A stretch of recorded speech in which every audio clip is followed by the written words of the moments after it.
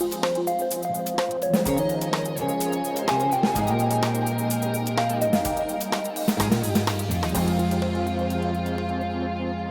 busy week in Palo Alto, and we're going to cover some of the issues today. The first one we're going to tackle is an issue that's kicked around now for probably a couple of decades in Palo Alto, and that is the second dwelling unit controversy, and better known as granny units.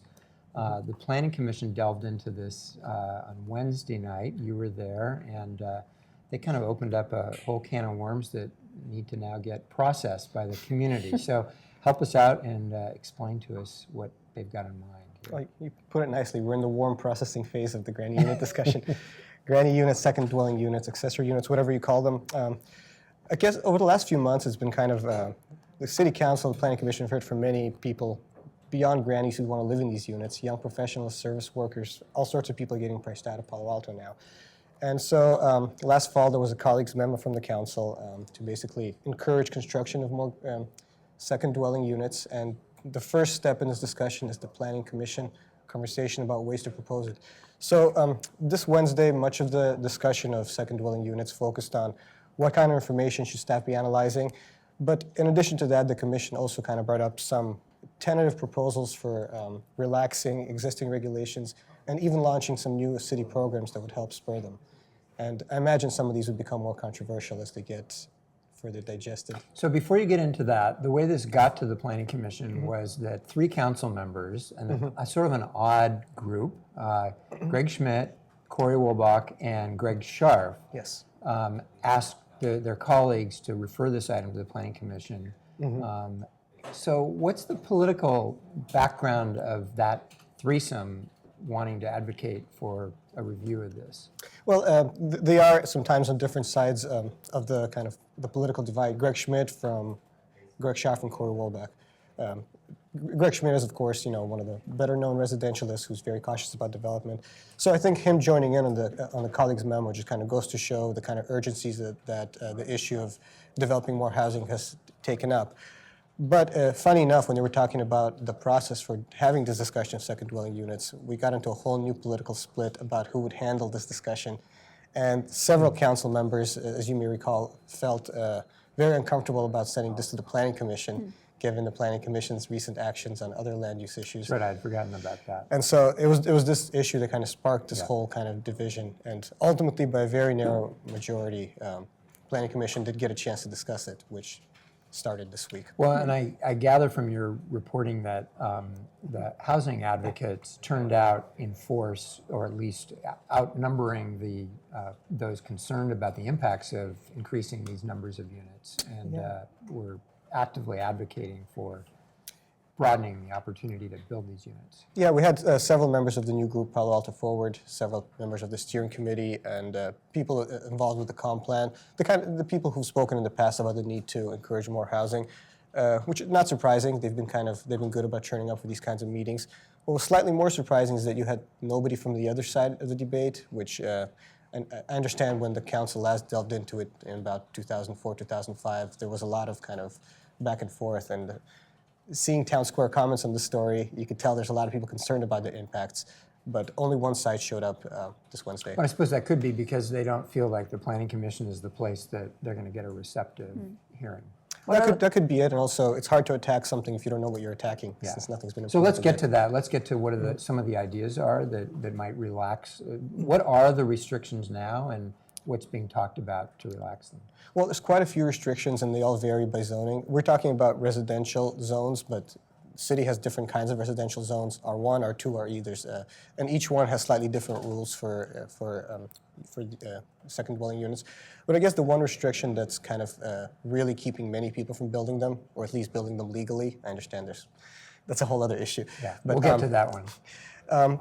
In most residential zones, in order to even be allowed to consider this unit or to build it, you have to have a lot size that's 35% bigger than the minimum lot size in the district. And so because of that restriction alone, out of the 15,000 roughly single family parcels, only about 3,050 could even kind of start to have this conversation. So the lot size is a big one. The parking restriction is a big one. Again, the parking requirement varies from one type of residential zone to the other. but it seems to be kind of a constant in that if you require these units to allocate parking spaces, it creates a new constraint for property owners. Well, it Those also are the would big seem ones. like this, in areas of the city where the parcels are close to the minimum lot size, you're likely already to have the maximum amount of congestion on the street because of people parking on the street instead of in their garages. And the areas where you've got large parcels probably are most likely to be candidates for building a second unit. Yeah, for the reasons of context and just Yeah. for the simple reasons of having space to put them up, Right. while not violating the other restrictions involving setbacks and everything else. What kind of incentives could the city potentially offer homeowners to build these kind of units? Well, I think the free market is a pretty good incentive in itself, considering the rents they could charge.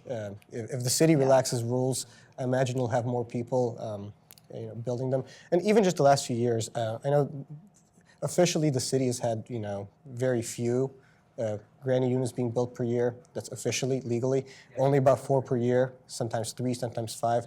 But looking over the last 3 years, we've had 8, 6, and 9. It's a tiny increase, not a big sample size, but it suggests that it's at least rising a tiny bit. And one incentive that the city could more directly provide that the free market doesn't is loans, and that's an idea that was proposed by the Planning Commission to kind of look into it and see if you could use the money that's kind of allocated for affordable housing to give no interest loans to property owners who would build these units, stipulating that they would then be rented out at below market rate to service workers, people who cannot afford to live in Palo Alto otherwise. And how would that be determined? That will be determined. I feel like this idea is still in such an amoeba phase that it's still kind of a long shot. So it's a question Johnny, that's going to be dubbed out. what's the goal here? Is it to create more affordable housing? Is it to retain more diversity in the community? And how is that going to be accomplished by maybe a few dozen additional housing units? Those are both two goals, and they're obviously very intertwined. I mean, if you have affordable housing, you would have a greater diversity. And it's something that council people have talked about. Corey Wolbach talked about it earlier this week in a separate discussion on sustainability, which is like a huge topic this week. But I think the idea is that a few dozen probably won't do anything to solve the problem. But if you create laws that would spur more than a few dozen, then you could really cut into it. I mean, as we could recall, the city's last referendum about housing pertained to only 60 units, the referendum. So if the city could spur that much by other means that don't require zone changes, which this wouldn't, I guess most people would consider that a promising start if their goal is to achieve more housing. Is there any data that's been collected or planned to be collected on what is being charged currently in rent by those people that do have accessory living units? Because my experience from the people that I know that have these, I know people that have very rundown, probably illegal units, studio units that are renting for ridiculous sums of money, $1,700, $1,800 a month or more. So it seems to me by creating another few dozen of these, we're not really creating opportunities for affordable housing. Yeah, affordable housing becomes kind of a relative term in this case, Right. because the housing prices are where they are. They haven't talked specifically about the data as to how much people are charging, especially because it's really hard to track illegal, second dwelling units. They did spend quite a bit of time talking about what to do about these illegal units once these reforms are made. There was a lot of talk about, should there be an amnesty program? Once we establish new regulations, can we let people who have illegal units step forward and kind of say, we had this, we want to conform to the new laws? At which point, I guess the city would be in a better position to kind of get at these kinds of answers. But right now, when it comes to unofficial second dwelling units, of which there's probably many more than the official, there's just a dearth of data, and I think the city staff acknowledges that. Does the census provide us with any helpful information about the illegal units? Not that I'm aware of. I mean, because planning staff does rely on the census quite a bit in coming up with its projections for housing element and things like that. But they still projected in the housing element, which is the city's official vision for housing, that there will only be 32 second dwelling units. But I mean, we're all just speculating and guessing here, but I would think that there are way more of these converted garage type units that are being rented out than anyone has any idea of. And those people are not going to come forward and say, I've got a converted garage, because there's no way they can bring it up to code. They're supposed to have a garage for a car. So I guess I just wonder how we're really going to get data on which to make any intelligent decisions. Yeah, I mean, it depends on how they go about this potential amnesty and whatnot. I mean, if the city changes the rules to say that you no longer need to have a garage for a car, you could have units in there, perhaps more of them will be able to step forward. And it also depends on to what extent they don't conform with the city's regulations. If your unit is such that it violates fire and safety codes, the city is not going to let that go. Right. But if you then go and take care of those issues, there was some indication by city staff that there would be a willingness to discuss possibly non-compliance with other kind of maybe more aesthetic, more kind of less life-threatening types of violations. I'm curious, I mean, obviously housing affordability is a huge issue throughout the Bay Area. Are there other cities locally that are using secondary dwelling units or taking this similar approach or looking into it?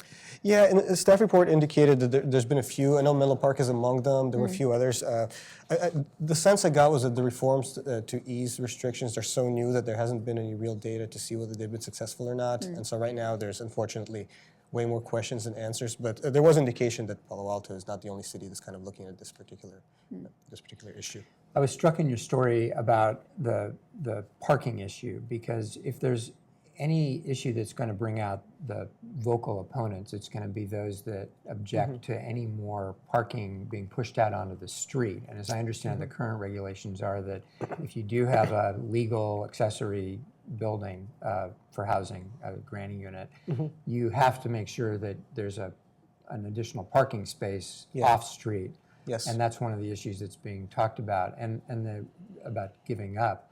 And the justification for that, as I understand it, is that the new generation, the younger generation, is not using cars as much, and therefore we could have more people that were renting these units that didn't have a car at all. Right.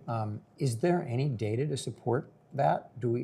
Does anybody have any idea that people occupying these units currently don't have cars? Oh, well, no data about people who are occupying these units currently, because we don't know how many units there are and where they are, so we can't really ask the people. Well, we know where the legal ones are. Oh, the legal ones, yeah. It's a fairly small sample size, though, so I'm not sure how useful that would be. Right. I mean, most of the data that the city has is really kind of macro data, and we've heard a lot of it this weekend at the Sustainability Summit and Monday's study session with Stefan Heck, who's kind of transportation guru at Stanford, who kind of gave presentation to City Council. And there's a lot of talk about car purchases dropping off, like in the 1983 or something like that for the younger generation. And obviously, we know all about Uber and Lyft and all that kind of stuff. They're on the rise, but to what extent this trend is so significant that it's going to mitigate these parking impacts, I just don't know. I mean, when I drive to work, I still see just a huge amount of cars, and the traffic on pavement is still ridiculous. So the idea that everyone's ditching cars, I'm very skeptical based on personal observations. But at the same time, you can't just kind of look at the past and say that this is how it's going to be. It's possible that these things are changing slowly. So parking is definitely, as you correctly say, it's going to be one of the more controversial provisions. So I look forward to seeing what the Commission and the Council does with that. So this is going to remain at the Planning Commission, which of course is very sympathetic to creating more room for these units for another few meetings before it returns to the Council. Is that right? Yeah, there's an understanding that this will be just the first of several discussions targeted towards making sure staff comes back with the data that the Commission needs to make a decision.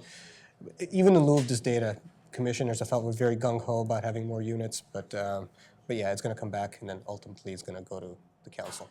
Okay, good, thanks. Sure. Let's shift gears now and talk school board and what's going on over there. It was sort of an anticlimactic meeting on Tuesday after months of buildup over this idea of creating a new high school in South Palo Alto at the Cubberley High School, the old Cubberley site. Tell us what happened on Tuesday night. Right, so this meeting this week was originally actually supposed to be the board voting on the proposals of the Enrollment Management Advisory Committee, which has worked for several months and came out with this very exciting proposal. Let's build an innovative 6 through 12 school at Cubberley, and then they sort of dialed back and said, let's instead do another committee who would look further at that, as well as ways to change the current secondary schools.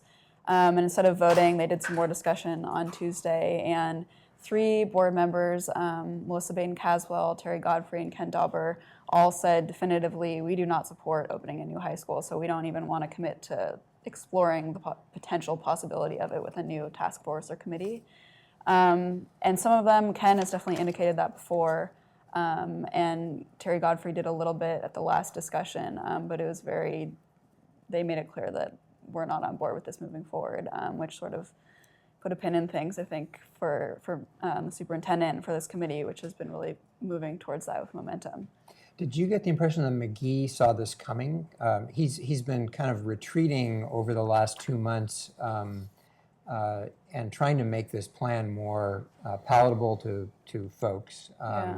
He changed his view on whether private fundraising could be used to support the new site. Did he see that he didn't have the votes, or was this a surprise to him on Tuesday? Well, it sounded like Terry put this slide up of some language around a charge for a new task force that she and Melissa had they said they worked on together and sent to Max beforehand. Mm-hmm.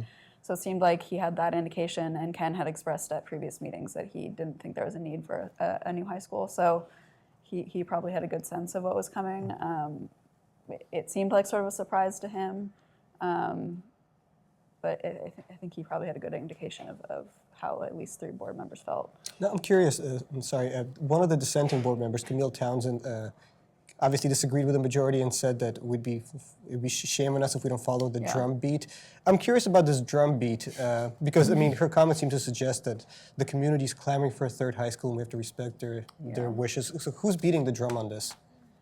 I think there are definitely people in the community. It's not like she's picking that up from nowhere. But I mean, when EMAC first presented its draft recommendations, which included at the very beginning a proposal to open a new school, I think people were asked to pour out, but people poured out at that meeting and spoke out in really strong support of doing something new and innovative and different at a new school site.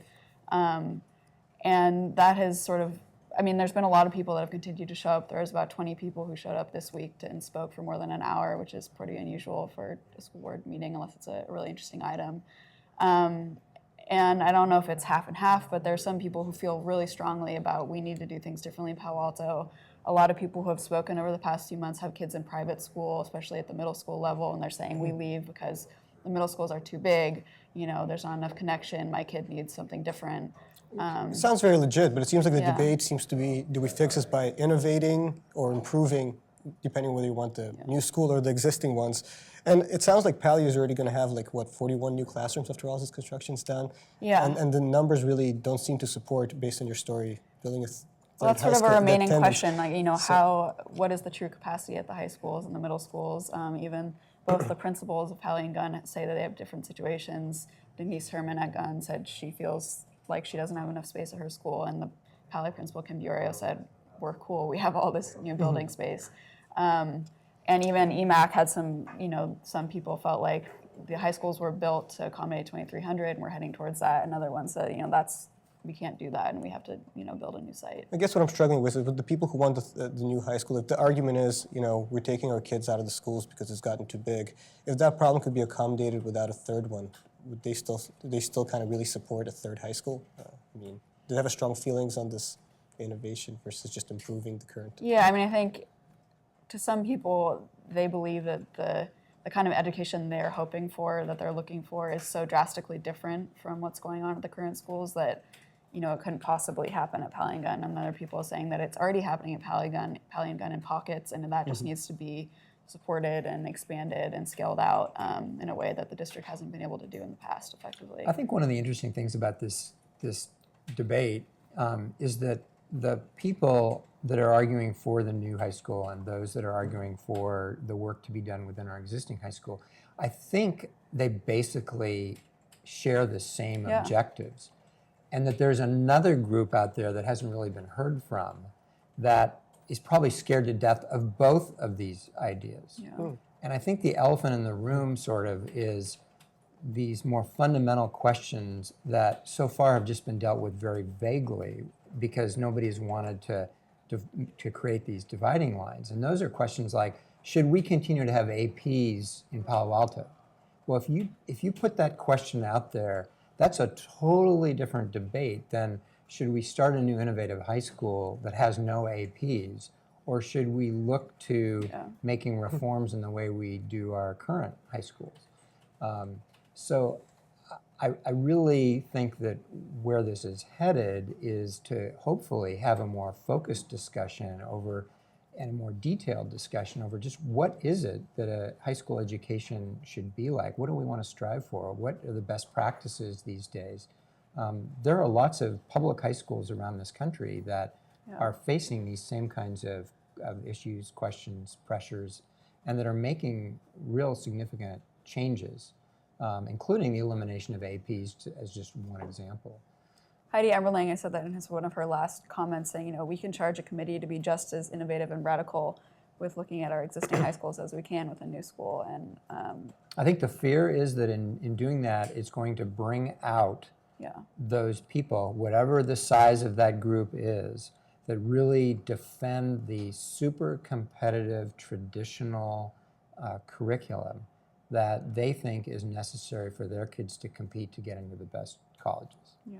And so you have a fundamental difference of approach as to what people want for their kids. And one might argue, well, we need to just make that call and let the other folks go to private schools if they want to. That also solves the enrollment problem. But it's a lot of different issues coming together here, which I think in the end will be a healthy thing. And I did want to ask, in terms of this innovative third high school, in what ways would this innovative school be different from existing ones? I know this wasn't really the big topic and it probably hasn't been fleshed out yet, but it's easy to throw out the word innovative or disruptive or all these cliches. What would be the difference? They've talked about more project-based learning, more mentorships, independent research projects, getting kids out of the classroom. It's proposed to be a lot smaller than the existing high schools, which has been problematic in terms of funding issues. But yeah, I mean I'm trying to remember other elements. Well, I think it's part of the problem is that nobody has been very specific. Right. It's been very broad, visionary kinds of concepts, and when the average person, parent, hears that description, their reaction is, well, I want that for my kid. Yeah. Well, Silicon Valley reaction, especially here. Why, innovative? Yes, please. And why does my kid need to get into a lottery to go to a different school? Why can't my kid have that at the school that they're going to now and be able to do high school athletics and whatever else is offered at that school? So I think part of the problem here is that these ambitious reform goals haven't been clearly articulated. They've been so general that they appeal to almost anybody. And the rubber's going to hit the road when there's specifics on the table. Yeah. But back to the real world here. So where this stands now is that on Tuesday night, there was just discussion, but there'll be a vote at the next meeting, and unless one of those three, Godfrey, Dauber, or Batten Caswell, changes their mind, this proposal of a new high school will be shelved, and there will likely still be a task force that will be looking at what issues then will remain on the table. Yeah, Max said that he would come back, he would fine-tune his sort of charge for this group, and that'll come back for a vote. So it's sort of unclear what changes he's going to make. If he'll take out, 9 through 12 entirely from the situation, from the discussion. But yeah, that'll come back for a vote. And I should say they voted on an elementary level recommendation this week to move some new students from coming in from Stanford University housing this fall and they signed them to Nixon Elementary School, which is the closest elementary school to that new housing project. Okay, good. So one other bit of school politics that I wanted to note is you're trying to ferret out just who's running and who isn't in the planning on running in the fall school board race. Update us on what you found out there so that people know what. Sure. Well, 2 weeks ago at the previous board meeting, during also an EMAC discussion, Camille Townsend, who's been a real cheerleader for these proposals, said that she was so excited about all these young parents coming out and talking to the board and in urging them to harness their energy and reminding them that there was an election this fall. She said very quickly, and I don't plan to run. So that was sort of her mini subtle announcement. So she's not running. And if she were to run, it would be her fourth term, unprecedented fourth term. Yes, Yeah. she's been on the board since, I mean, it was more than a decade, I forget her first year. Yeah, long time. And I spoke to some of the other, so Heidi Emmerling's seat will also be opening up. She hasn't decided whether or not she's going to run or not. Some previous Melissa Batten candidates. Caswell. And her, yeah, and she also has not Neither decided. have said. Right. Okay. Previous candidates from the 2014 school board election. Catherine Criswell Foster said she will not be throwing her hat into the ring, and Gina Dalma has not yet decided. Okay. And is there any indication, have you picked up anything that would suggest that some of these parents that have proposed this new high school are going to put together candidacies? I'm not sure. I think No. that would be a big, big commitment, but I'm not sure. I haven't heard anything about that. I mean, I think that's that wouldn't be a surprising thing. That's true, yeah. Especially given the outcome of the vote. Right. So I think that wraps it up. We've got, I want to end with one announcement, and that is that the folks in Barron Park are looking for a volunteer to help take care of the 2 donkeys in Barron Park, Perry and, help me, Minor? and Niner. Minor, right. They take a lot of care, and they are looking for somebody to help them out 1 day a week feeding Perry and Niner. So if you're interested in that, check in today's weekly, and you will find the person to contact for that. So that's it for this week. Stay up on all the breaking news on Palo Alto Online, and we'll see you next week.